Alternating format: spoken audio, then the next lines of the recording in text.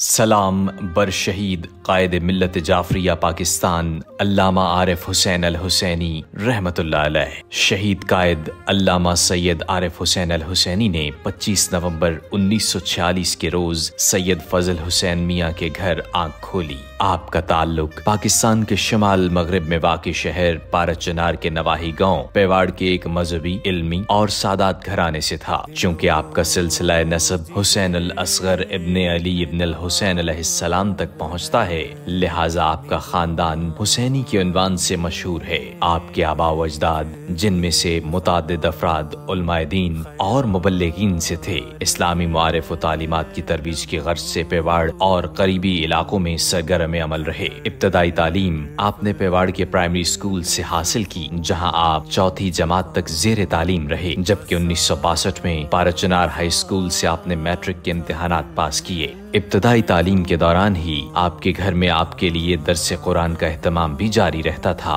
آپ بچپن سے ہی نماز کے پابند تھے اور اپنی طبیعت میں روحانیت کے بنا پر دینی تعلیم کی طرف مائل رہے۔ 10ویں جماعت کے بعد آپ نے مدرسہ جعفریہ میں داخلہ لیا اور عظیم منزل کی جانب رخت سفر باندھ لیا۔ پارچنار میں کچھ عرصہ قیام کے بعد آپ اعلیٰ تعلیم کے حصول کے لیے اپنے استاد مولانا غلام حسین بیسودی ازارہ کے ہمراہ نجف اشرف روانہ ہوئے۔ آپ نہ صرف ایک ذہین طالب علم تھے بلکہ ایک بہترین مقرر بھی تھے۔ مختلف موضوعات پر تقریر کرنا بھی آپ کا ایک شوق تھا۔ آپ ہفتہ وار پاکستانی بالخصوص صوبہ سرحد کے طلباء کے درمیان مختلف موضوعات پر تقریر کرتے اور دوسروں کو تقریر کا موقع دیتے۔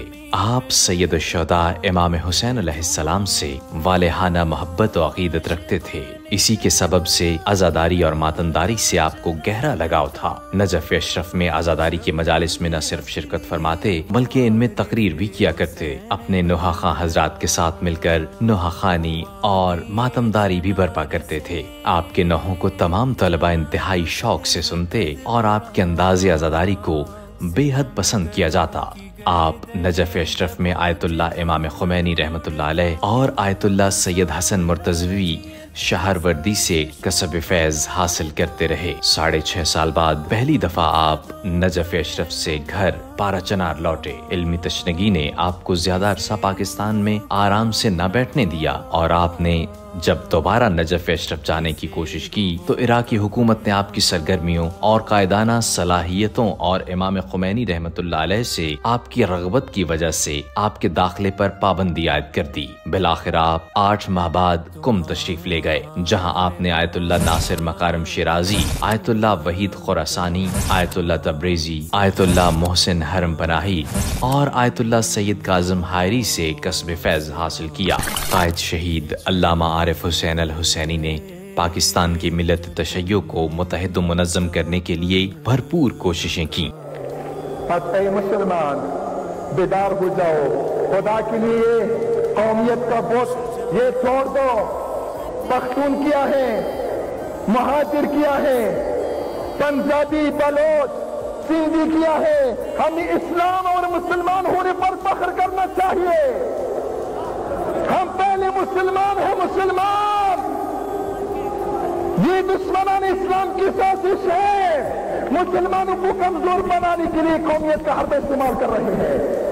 اور تحریک نفاذ فقہ جعفریہ کے قیام میں اہم کردار ادا کیا۔ 29 اگست 1983 میں تحریک کے قائد علامہ مفتی جعفر حسین کی وفات کے بعد 10 فروری 1984 بھکر میں شہید علامہ عارف حسین الحسینی کو تحریک کا نیا قائد منتخب کیا گیا۔ آپ نے پاکستانی سیاست میں کلیدی کردار ادا کرتے ہوئے ملک کی تقدیر بدلنے کے لیے طویل جدوجہد کی۔ اس سے قبل پاکستانی سیاست میں اہل تشیع کا مؤثر کردار نہ تھا۔ قائد شہید نے اپنے لانگ مارچ، کانفرنسز، ملکی دوروں اور دیگر مذہبی و سیاسی پروگرامز کے ذریعے دین و سیاست کے تعلق پر زور دیتے ہوئے اپنی قوم کو سیاسی اہمیت کا احساس دلایا۔ پرام ایجنسی کے حالات تبدیل کرنے میں آپ کا کردار کلیدی رہا۔ قائد شہید علامہ عارف حسین الحسینی اتحاد بین المسلمین کے عظیم علمبردار تھے۔ آپ فرقہ واریت اور مذہبی منافرت کے شدید مخالف تھے۔ امت مسلمہ کی صفوں میں وحدت و یکجہتی کے لیے گراں قدر خدمات انجام دیں۔ آپ نے قوم کو سامراجی قوتوں کے عزائم سے آگاہ کرنے کے لیے بھی مؤثر کردار ادا کیا۔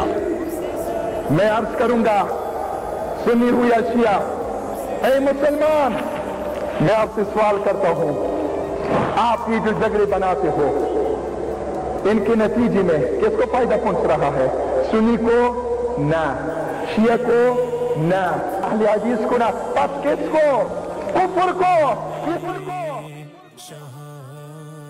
آپ مملکت خداداد پاکستان میں امام خمینی رحمت اللہ علیہ کے نمائندے اور وکیل تھے۔ قائد شہید علامہ عارف حسین الحسینی کی شہادت کی تمنا کسی سے ڈھکی چھپی نہ تھی۔ وہ اپنی اس آرزو کا کئی مرتبہ اظہار بھی کرتے رہے۔ لاہور میں علماء کے ایک اہم اجلاس میں خطاب کے دوران آپ نے انتہائی وثوق سے فرمایا، میں نے اپنے رب سے شہادت کی دعا طلب کی ہے، مجھے یقین ہے کہ میری دعا قبول ہو چکی ہے۔ سب کچھ حتیٰ خون کے آخری قطرے کو دینے کے لیے تیار ہوں، لیکن میں خط امام سے 1 انچ ہٹنے کے لیے کبھی تیار نہیں۔ قائد شہید علامہ عارف حسین الحسینی کی امت مسلمہ بالخصوص ملت تشیع کے لیے عظیم کاوشیں اور لازوال قربانیاں ہی تھیں، جن کی وجہ سے آپ کو سنی شیعہ تمام حلقوں میں اس قدر مقبول بنا دیا تھا۔ آپ کی یہی کاوشیں دشمنان قوم و ملت کی نگاہوں میں کھٹکنے لگیں۔ بالآخر 5 اگست 1988 کی صبح جب آپ پشاور میں اپنے قائم کردہ مدرسہ جامع المعارف الاسلامیہ میں موجود تھے اور نماز فجر کی تیاری میں مشغول تھے، جیسے ہی قائد شہید علامہ عارف حسین الحسینی رحمت اللہ علیہ نماز فجر سے فارغ ہو کر مدرسے کی بالائی منزل سے نیچے آ رہے تھے، قریب ہی گھات میں کھڑے دہشت گرد نے آپ کو گولیوں کا نشانہ بنا دیا اور آپ خالق حقیقی کے حضور سرخ چہرہ لیے سرخ رو ہو گئے۔ آپ کی شہادت کی خبر نے نہ صرف مملکت خداداد پاکستان کی فضا سوگوار کر دی، بلکہ امت مسلمہ کے ہر ذی شعور انسان نے اس سانحے پر دلی دکھ کا اظہار کیا،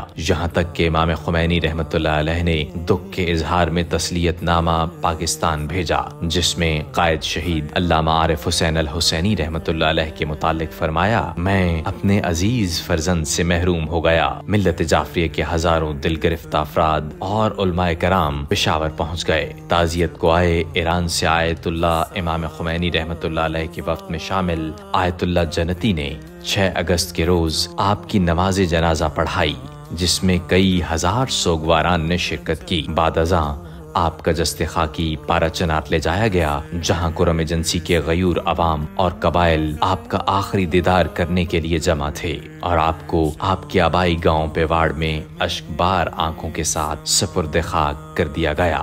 آپ کی شہادت نے ملت تشیع میں ایک ایسا خلا پیدا کر دیا جسے اب تک پر نہیں کیا جا سکا ہے۔